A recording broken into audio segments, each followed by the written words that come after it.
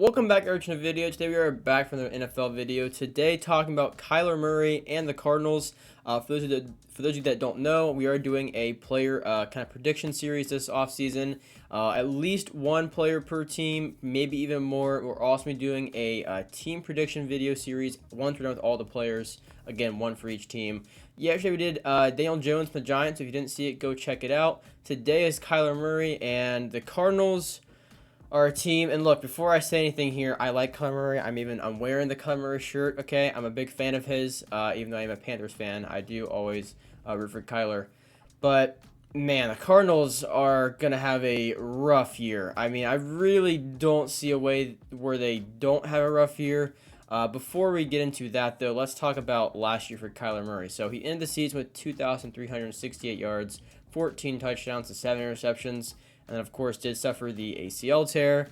To get into his individual games here, we are going to zoom in a bit just so you guys can see, which hopefully that is good enough for you guys to be able to see well there. But, yeah, so he threw for the most yards. I believe it was against the Vikings in the 34-26 loss. He threw for 326 yards, along with 3 touchdowns and 2 interceptions. But, man, other than that, it wasn't the best year for Kyler Murray and really the Cardinals in general. You started off the offseason with DeAndre Hopkins being suspended, which, really not what you want to see. And then Marquise Brown, who was having a great year, he goes down and misses several weeks with, I believe it was the foot injury. And, then, of course, Kyler gets hurt. So, talking about this year for Kyler, there's going to be a lot of things to take into account here. First off, they are in a fairly tough division. It is the Cardinals and the Rams and the Seahawks and why can't I think of the other team? And the 49ers. Okay, finally came to me. But, that's not a easy division at all. A lot of the defenses in that division are very good. Honestly, pretty much all of them except for the Cardinals defense are actually pretty decent. And then the 49ers, of course, one of the best in the league. And you have Kyler Murray, who I believe is supposed to miss a few weeks into this season. I'm not sure when he will play. I would think sometime after week 3, I think is what's being said. But, maybe even longer than that. I'm not sure. And again, like for the Cardinals now, so DeAndre Hopkins is cut. And other than that, your offense, you still have James Conner, you have Rondale Moore, and you do have Marquise Brown. But, you struggled bad last year, and you had D-Hop for, still the majority of those games. Now you have Kyler Murray coming off an ACL tear, which I'm not saying he can't bounce back at all. I do think he will, but maybe not this year.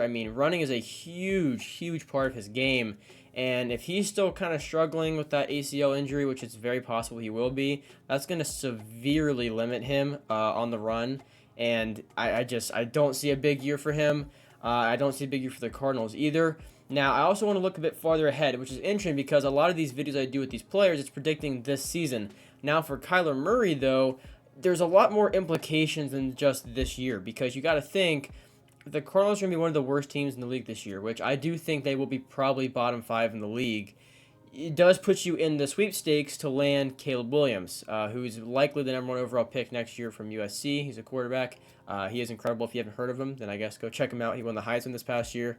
But it would put them in prime position to either draft him or Drake May. But the thing is now we don't know, are they sticking with Kyler Murray or do they try and move on and draft someone else? Now, and it's also really interesting because they don't have a lot of time to see how Kyler is going to play after this injury before making that choice because, you can't have unreal expectations for him this year after an ACL tear.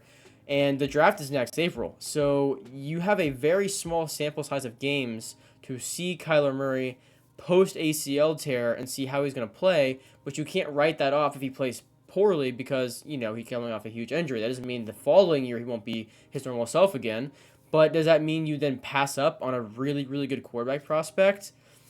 I don't know. It's a lot of things to consider. So as far as next season goes for Kyler, it's going to be one with some headlines. I do think there will definitely be some narratives being talked about.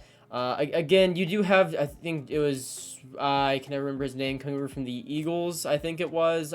It's Shane Steichen, I think is his name, coming over from the Eagles, I believe. Yeah, just kidding, it's Jonathan Gannon. Shane Steichen went to Indianapolis, I think, from the Eagles, but I got him mixed up, that's my bad. But you do have a new head coach, which should help a good amount because Cliff Kingsbury was getting a lot of hate, especially last year, because I don't know how good a coach he was, honestly. It seemed like it was a lot of tension between him and Kyler Murray, and the Cardinals chose Kyler over their head coach.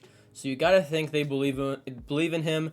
Does that mean they're going to pass up on possibly a better quarterback prospect than he was a few years ago?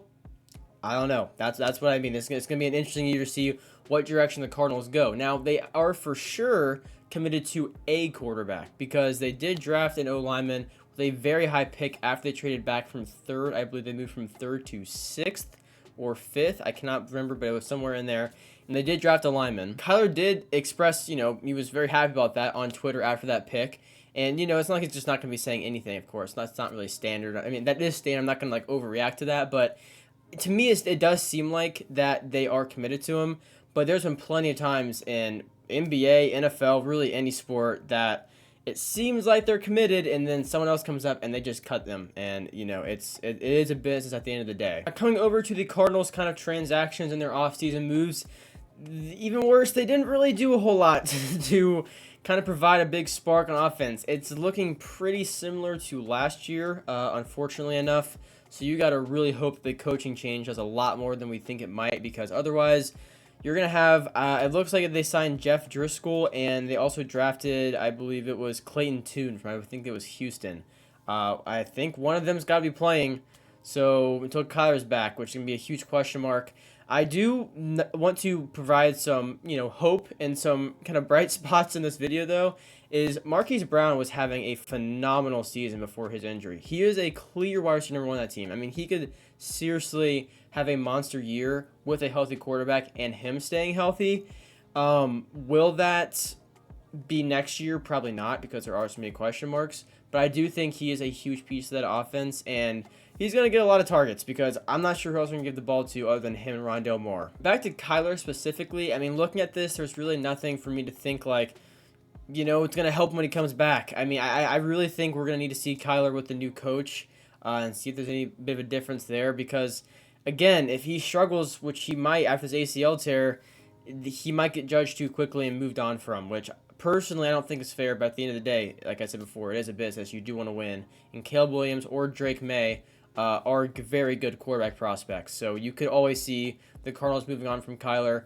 Hopefully they don't, because I really do think that Kyler is their franchise guy, and if they do have a high pick like that, they can use it on another position they badly need, which I think the Cardinals have a lot of holes in that offense. I think maybe even more O-linemen. I could be wrong about that, but especially on the defensive side. They also lost Byron Murphy to the Vikings, so there's a lot of holes in that team. At the end of the day, there's just a lot of unknowns, and this is by far...